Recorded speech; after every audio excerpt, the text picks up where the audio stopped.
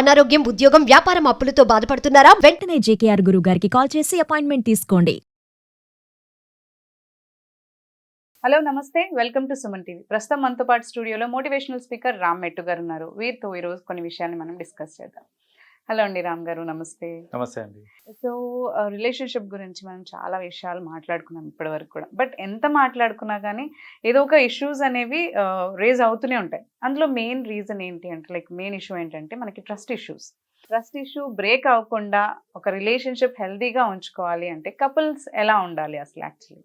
ఈ పర్టికులర్ ఆస్పెక్ట్లోనండి, అంటే జనరలీ ట్రస్ట్ ఇష్యూస్ రావడానికి కపుల్స్ మధ్యలో be it boyfriend girlfriend కానివ్వండి, లేదా వైఫ్ అండ్ హస్బెండ్ కానివ్వండి, ది మోస్ట్ కామన్ రీజన్ ఏంటిది అని అంటే సెల్ ఫోన్స్ అండి. Key role. ఎందుకంటే ప్రతి ఒక్కరి దగ్గర సెల్ ఫోన్ ఉంటుంది, రైట్? సో ఇప్పుడు ట్రస్ట్ ఇష్యూస్ ఎక్కడొస్తాయంటే, ఇప్పుడు ఒక కపుల్ ఉన్నప్పుడు బేసిక్గా వాళ్ళు ఏంటంటే they expect loyalty from each other, right? నాకే లాయల్గా ఉండాలి నా గర్ల్ ఫ్రెండ్ లేకపోతే నా వైఫ్ అనేసి, నా హస్బెండ్ నాకే లాయల్గా ఉండాలని వైఫ్ ఎక్స్పెక్ట్ చేస్తూ ఉంటారు. సో ఇది ప్రాసెస్ ఏమవుతుంది అని అంటే, వీ హ్యావ్ సీన్ చాలా మటుకు ఇప్పటికీ ఏనండి, వైఫ్ పాస్వర్డ్ ఏంటి హస్బెండ్కి తెలియదు, హస్బెండ్ పాస్వర్డ్ ఏంటి వైఫ్కి తెలియదు. కొంతవరకు తెలియదు, కానీ ఇందులో ఇదే బేసిక్ థింగ్. అసలు పాస్వర్డ్ చెప్పట్లేదు, ఎందుకు చెప్పట్లేదు అంటే నువ్వు ఏమైనా దాస్తున్నావా? ఫస్ట్ మేజర్ వచ్చేదానికి మెయిన్ రీజన్ ఏంటంటే ఇది అనమాట. ఏంటంటే నువ్వు పాస్వర్డ్ ఎందుకు షేర్ చేయట్లేదు, నువ్వు ఏమైనా దాస్తున్నావా నా దగ్గర అనే ఒక ఫ్యాక్టర్ వల్ల ఏంటంటే జనరల్గా ఆ ట్రస్ట్ బ్రేక్ అవడానికి మేజర్ రీజన్ ఈ సెల్ ఫోన్స్ అండి. కరెక్ట్. అయితే నువ్వు పాస్వర్డ్ చెప్పట్లేదు అనే ఒక విధంగా ట్రస్ట్ బ్రేక్ అవుతూ ఉంటుంది. ఇంకో విధంగా ఎలా ట్రస్ట్ బ్రేక్ అవుతుంది అని అంటే, సమ్ టైమ్స్ ఏంటంటే పాస్వర్డ్ ఎలాగోలాగా తెలుసుకుంటారు, లేకపోతే ఓపెన్ చేసేటప్పుడు చూడటం కానీ ఇలాంటివి అయిన తర్వాత పార్ట్నర్ లేనప్పుడు సెల్ ఫోన్ తీసి చెక్ చేస్తారు చూడండి. That is another reason. ఏంటి అని అంటే, సెల్ ఫోన్ని జనరల్గా మీకు ఏదన్నా ఉంటే, ఏదైనా డౌట్ ఉంటే కమ్యూనికేట్ చేసుకొని పర్మిషన్ తీసుకొని చెక్ చేస్తే దట్ ఈస్ ఫైన్. చెక్ చేయడం అంటే గోయింగ్ త్రూ ది ఫోన్ బేసిక్గా. సో అలా కాకుండా ఎవ్వరు చూడట్లేదు కదా, నేను ఇప్పుడు సడన్గా తీసుకొని నాకు ఎలాగో పాస్వర్డ్ తెలుసు కదా అని తీసుకొని ఓపెన్ చేసేసి అన్నీ అంటే వాట్సాప్, స్పెషలీ వాట్సాప్ ఇవన్నీ చూసేయడము, అలా చూడడం వల్ల బేసిక్గా ఏంటంటే ట్రస్ట్ ఆన్ ది అదర్ పర్సన్కి ట్రస్ట్ పోతుంది. ఎందుకు నన్ను అనుమానిస్తున్నారు ఊరికనే అంటే ఏం చేసి ఉండకపోవచ్చు, రైట్? ఏం చేయలేదు అక్కడ. జస్ట్ బికాస్ చెప్పకుండా ఫోన్ తీసి చెక్ చేయడం వల్ల కూడా ట్రస్ట్ బ్రేక్ అయ్యే ఛాన్సెస్ ఉంటాయి. అంటే ఏమనుకుంటున్నాను నా గురించి, నేను ఏమైనా చేసేస్తాను, ఇంకోటితో ఏమైనా వెళ్తానా నేను అనే థాట్స్ అట్లా వచ్చేసి ఏంటంటే ఈ ట్రస్ట్ ఇష్యూస్ అనేది ఈ టూ రీజన్స్ వల్ల, పాస్వర్డ్ చెప్పకపోవడం వల్ల అండ్ ఇంకోటి ఏంటంటే పాస్వర్డ్ తెలిసినాక తెలియకుండా ఫోన్స్ చెక్ చేయడం అనేది.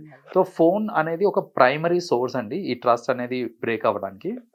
అయితే ఇక్కడ వాళ్ళు చూసుకోవాల్సింది ఏంటంటే, ఫోన్స్ జనరల్గా చూసుకోవాల్సింది ఏంటంటే, ఒకళ్ళు అడిగేదాకా తెచ్చుకోవద్దు పాస్వర్డ్, రైట్? సో అంటే ఇప్పుడు ఏంటంటే, ఇప్పుడు నేను పాస్వర్డ్ ఓపెన్ చేస్తున్నాను, మా స్పౌస్ ముందు ఓపెన్ చేస్తున్నాను అంటే ఇలా ఫోన్ ఇలా దాచిపెట్టుకొని ఓపెన్ చేయడము అలా కాకుండా నార్మల్గా ఓపెన్ చేయడం అనేది ఇట్ ఈస్ అబ్సల్యూట్లీ ఫైన్. అప్పుడు ఏంటంటే వాళ్ళు అడగలేదు అండ్ నేను దాచిపెట్టట్లేదు ఇక్కడ, రైట్?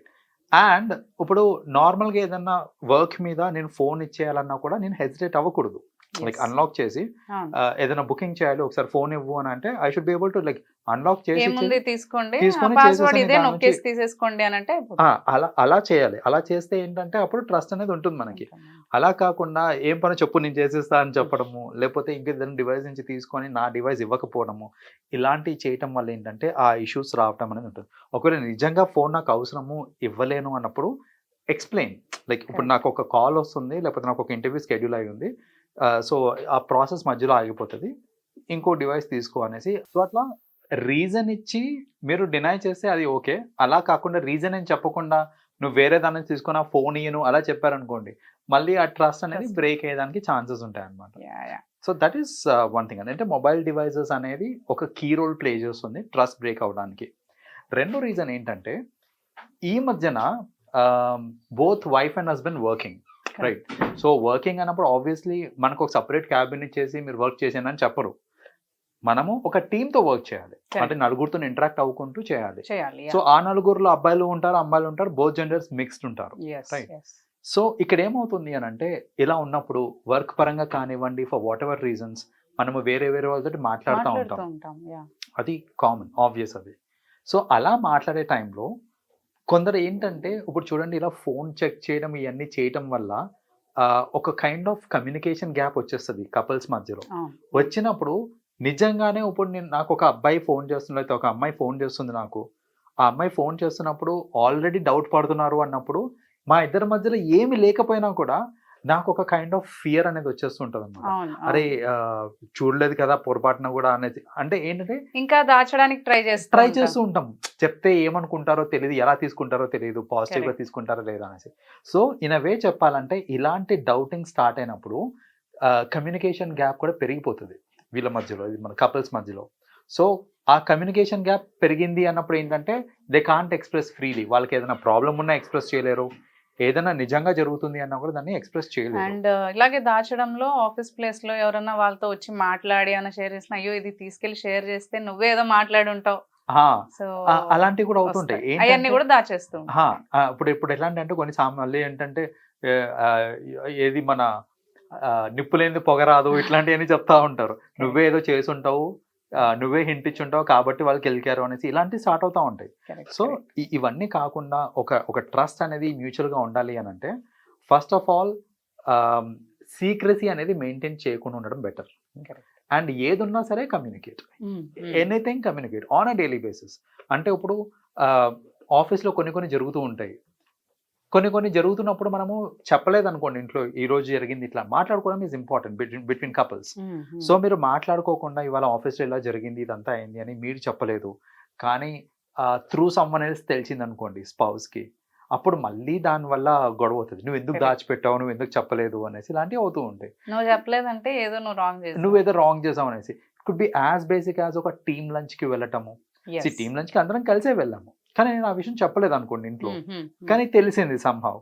తెలిసినప్పుడు నువ్వు ఇందులో ఏముంది జస్ట్ టీమ్ లంచే కదా నేను అంటాను, అనుకుంటారు. మరి టీమ్ లంచే కదా ఎందుకు చెప్పలేదని అక్కడి నుంచి అంటారు. Yes, సో ఇలా ఏంటంటే ఇష్యూస్ అన్ని వస్తుంటాయి కాబట్టి ఫస్ట్ ఆఫ్ ఆల్ సీక్రసీ అనేది మెయింటైన్ చేయకుండా ఉండాలి. On a daily basis communicate చేసుకోండి, trust each other that and you have to express the trust as well.